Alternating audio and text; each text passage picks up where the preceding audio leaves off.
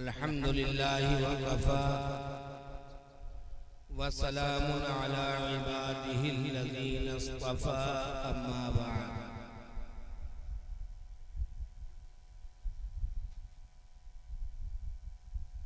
أعوذ بالله من الشيطان الرجيم بسم الله الرحمن الرحيم إنا نحن نزلنا الذكر وإنا له لحافظون صدق الله العظيم قابل صدر احترام حضرات علماء کرام معزز حاضرین جلسہ پردہ نشین خواتین اسلام یعنی ہماری مائیں اور بہنیں، آج یہ تاریخی جلسہ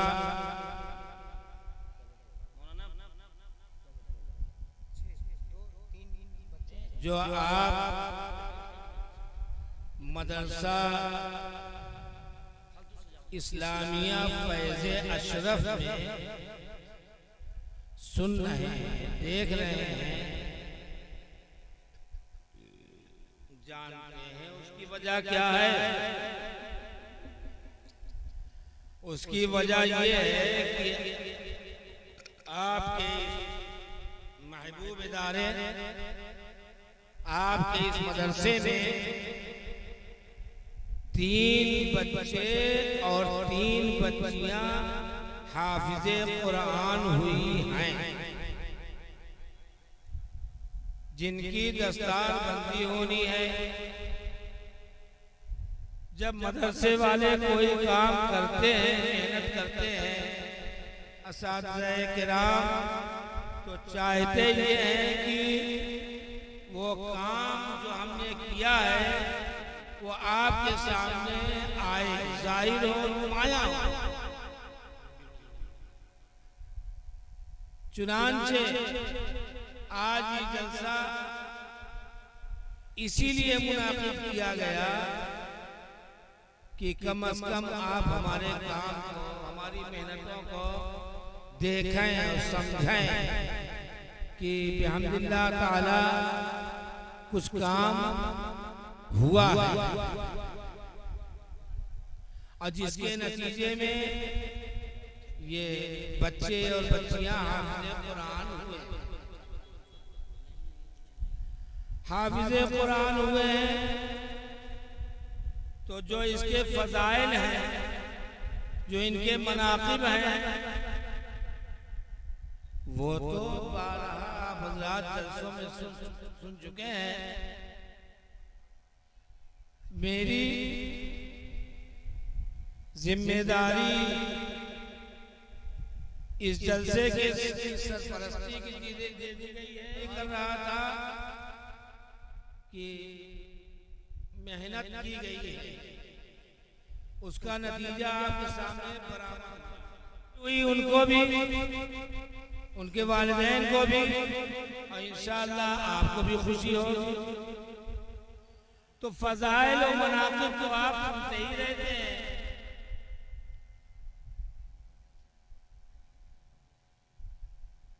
آج میں آپ کو ایک نیا مسئلہ بتانا چاہتا ہوں، جسے سن کر شاید آپ حیرت زدہ ہوں گے کہ یار اتنی خوشی کا موقع اور آپ نے آ کر اس میں یہ بات کہی تھی۔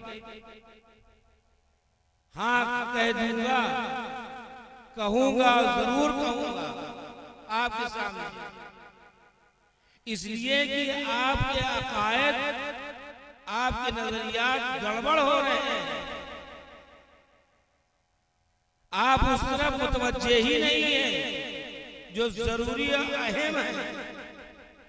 میں قرآن عظیم کی عظمت، قرآن عظیم کی برکت اور قرآن عظیم کی بڑائی اور بڑی کتاب ہونے کا نعوذ باللہ شائبہ اس کے کمی کا شائبہ تک نہیں رکھتا، بلکہ جو الفاظ میں استعمال کر رہا ہوں اس سے کہیں سے زیادہ دل میں عظمت محبت ہے کلام اللہ کی، اللہ کی کتاب کی. لیکن آگے جو میں بات کہنا چاہتا ہوں وہ یہ ہے کہ آپ نے اپنے بچوں کو مدرسے میں بھیج کر کے اور یہ سوچا کہ اپنے بچوں کو حافظ قرآن بنا دیا جائے، کیونکہ حافظ قرآن جب بچہ بن جائے گا تو میرا بھی درجہ بڑھ جائے گا، میری شفاعت کرائے کا سامان ہوگا، اور میرے سروں پر یعنی حافظ کے باپ کے سروں پر تاج اور سونے اور چاندی کا تاج نہیں، اور کس چیز کا تاج جو سورج اور چاند سے زیادہ چمکدار ہوگا. سنی آپ نے تعریف، للچا گئے آپ، بھیجا آپ نے پڑھنے کے لیے، حافظ بنا لیا. سبحان اللہ، ماشاءاللہ، الحمدللہ. مبارک ہو ان والدین کو جنہوں نے اپنے بچوں کو کسی کام کاج میں نہیں لگایا بلکہ کلام اللہ کا حافظ بنایا. ان کے سینے کو قرآن کریم کے محفوظ رہنے کا گھر بنایا آپ نے، اور اپنے لیے آخرت کا سامان مہیا کیا. مبارک ہو، صد مبارک ہو. بڑی فضیلت ہے، بڑا مرتبہ ہے. حافظ قرآن سے کہا جائے گا کہ پڑھتا جا اور چڑھتا جا.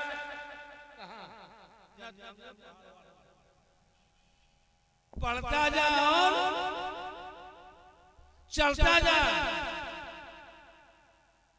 اللہ کے کلام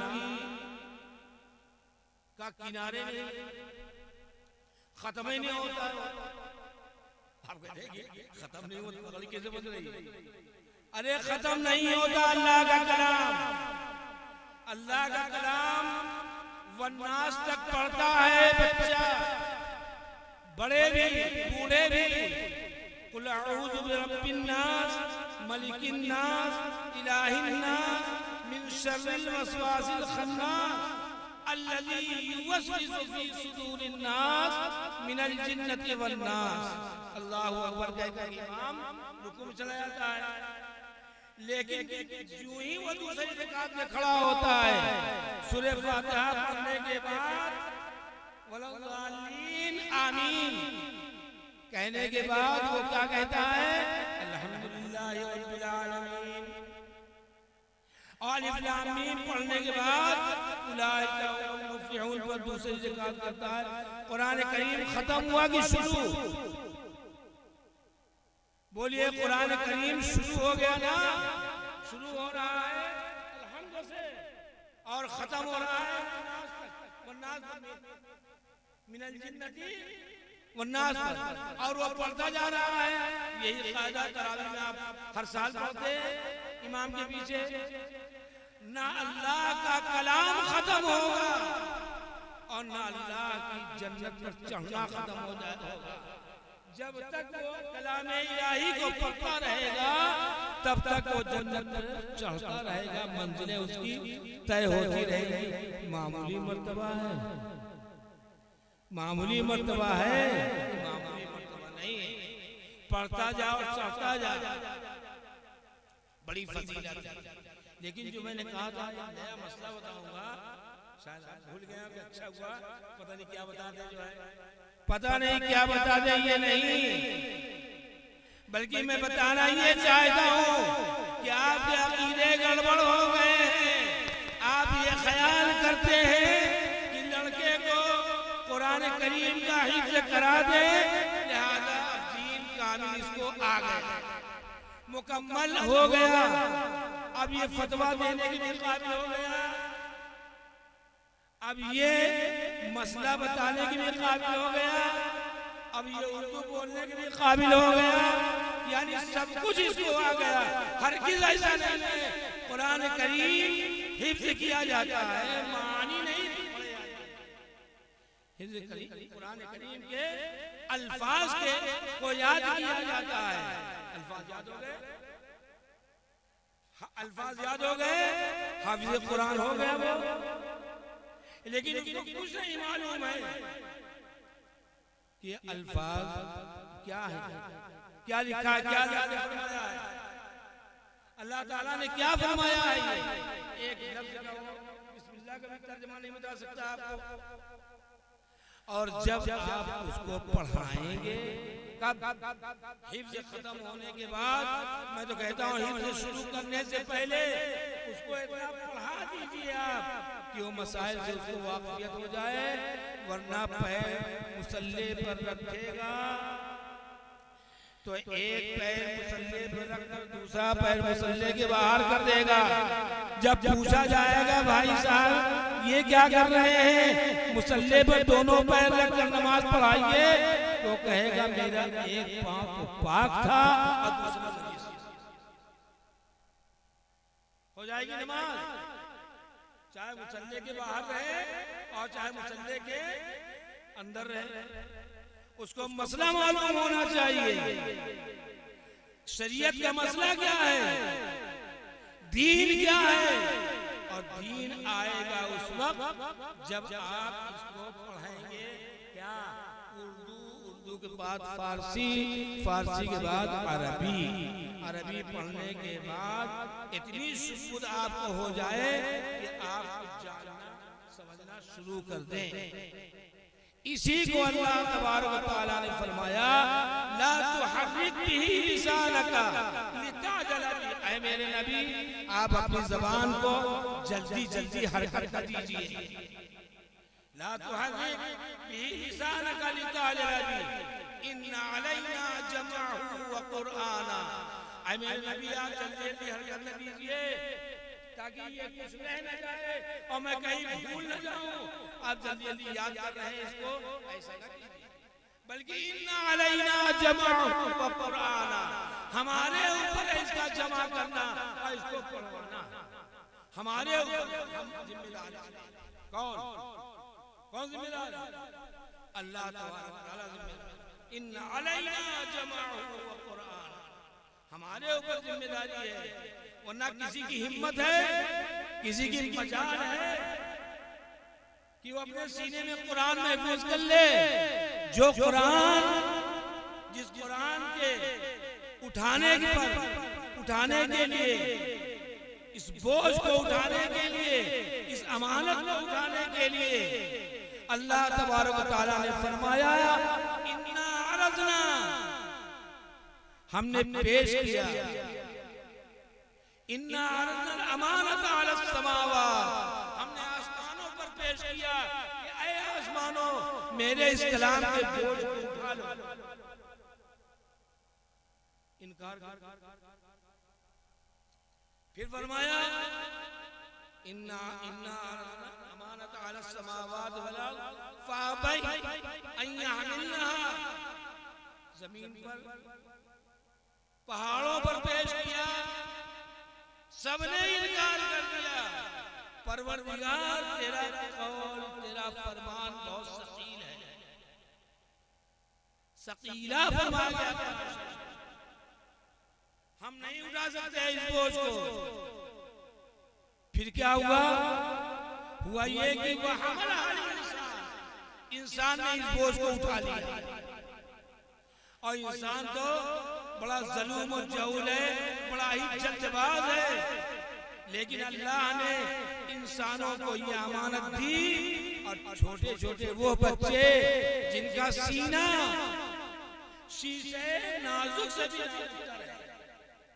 جو ایک اشارے سے ٹوٹ سکتا ہے، مارنے نہیں بلکہ مارنے کے ارادے سے شیشہ چکنا چور ہو سکتا ہے، اس سے بھی زیادہ کمزور سینہ اللہ تبارک و تعالیٰ نے اس کو قرآنی علوم کا گنجینہ بنا، خزانہ اپنا محفوظ کر دیا اس سینے میں، اور لڑکا پڑھتا چلا جا رہا ہے، اٹھا لیا اس بوجھ کو انسان نے۔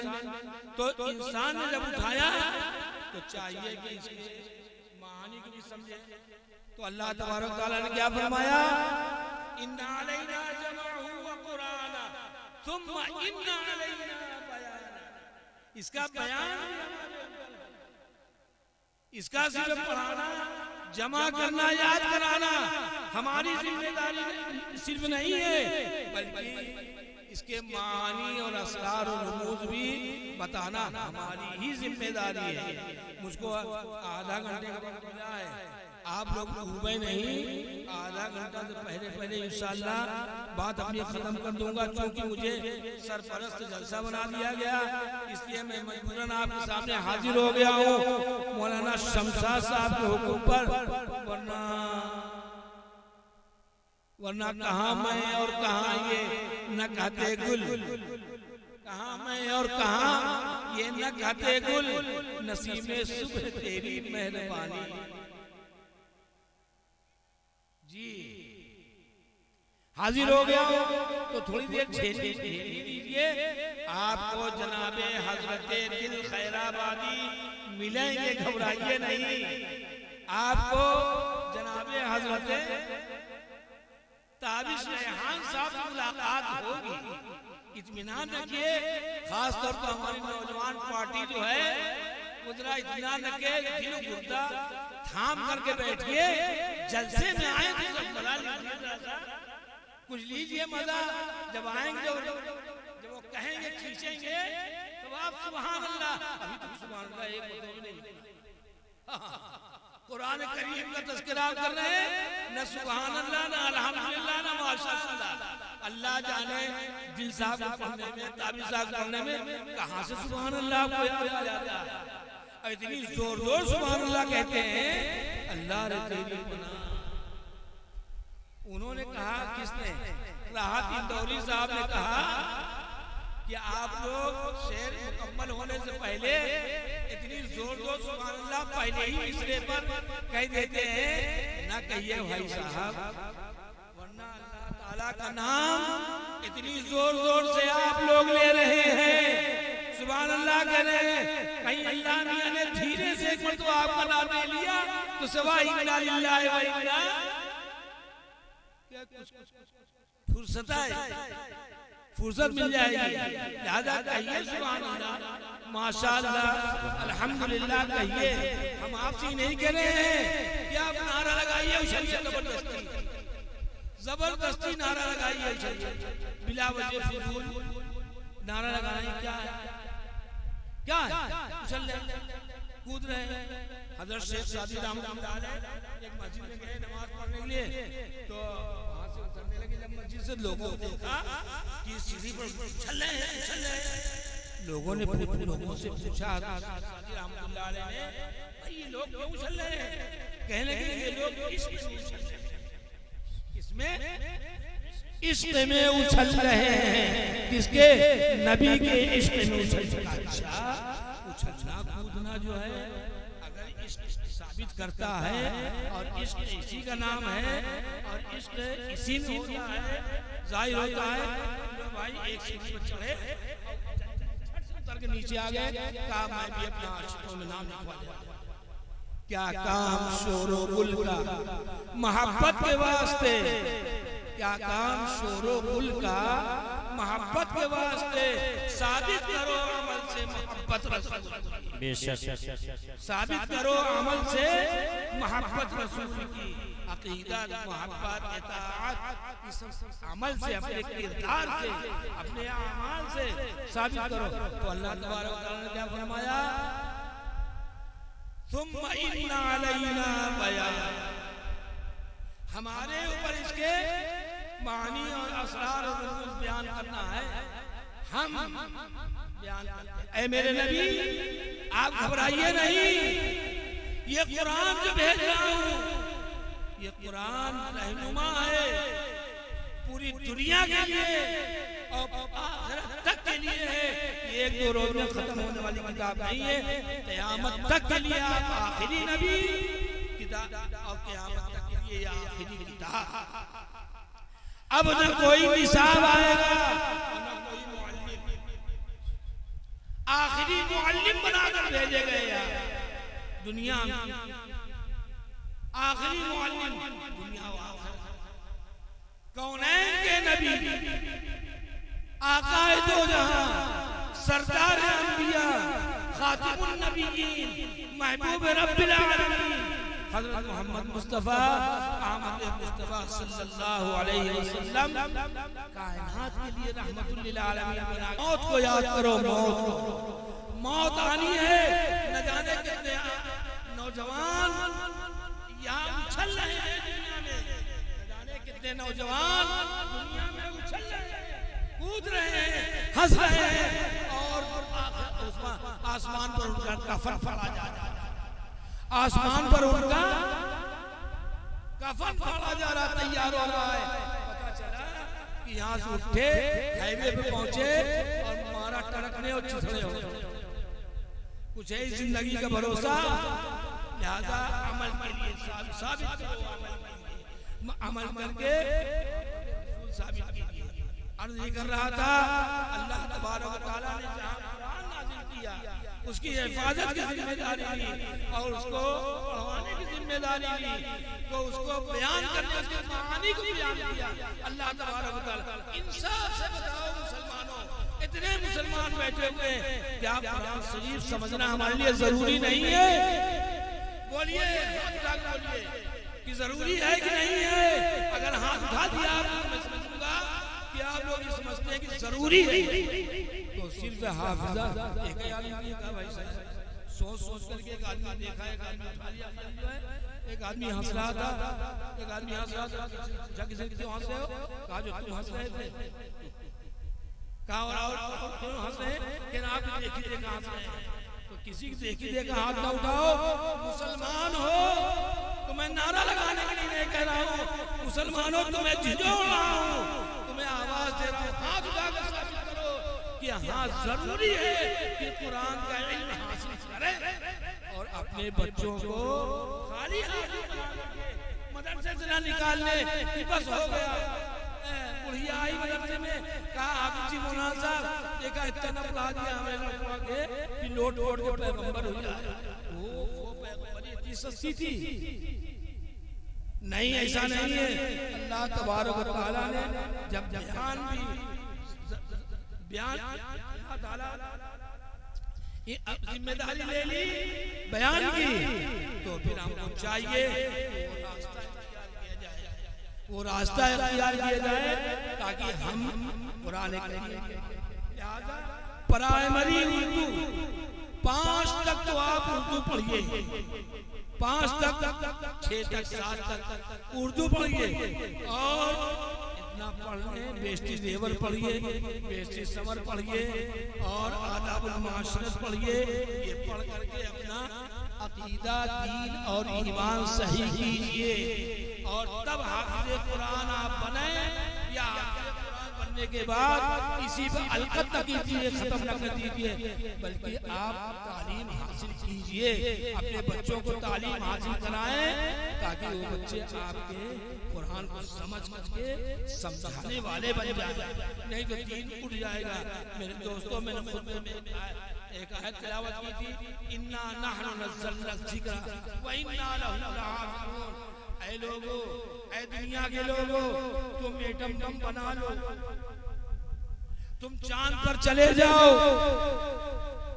تم وہ خرید لو، رافیل خرید لو، تم پوری دنیا کے بادشاہ بن جاؤ، لیکن ایک قرآن کے حافظ بچے کے برابر تم قیامت تک نہیں۔ جس بچے نے قرآن کا حفظ کیا ہے، خدا کی قسم، امریکہ کا صدر جو دنیا میں فل پاور ہے، اس کے روئے پاور نہیں ہے، یہ بچہ جنت میں جائے گا اور وہ جہنم۔ یہ فرق ہے ایمان والے اور ایمان والے۔ لوگ سمجھتے ہیں صاحب کہ امریکہ کو پڑھا جاتا نہیں۔ اللہ تبارک و تعالیٰ نے حفاظت کی ذمہ داری لی ہے۔ اللہ کسی کا محتاج نہیں ہے، اللہ کسی کا محتاج نہیں ہے۔ اللہ تبارک و تعالیٰ تمام محتاجیوں سے پاک ہے، ہم اس کے محتاج ہیں، لہذا ہم دعا کریں پروردگار عالم سے، اے اللہ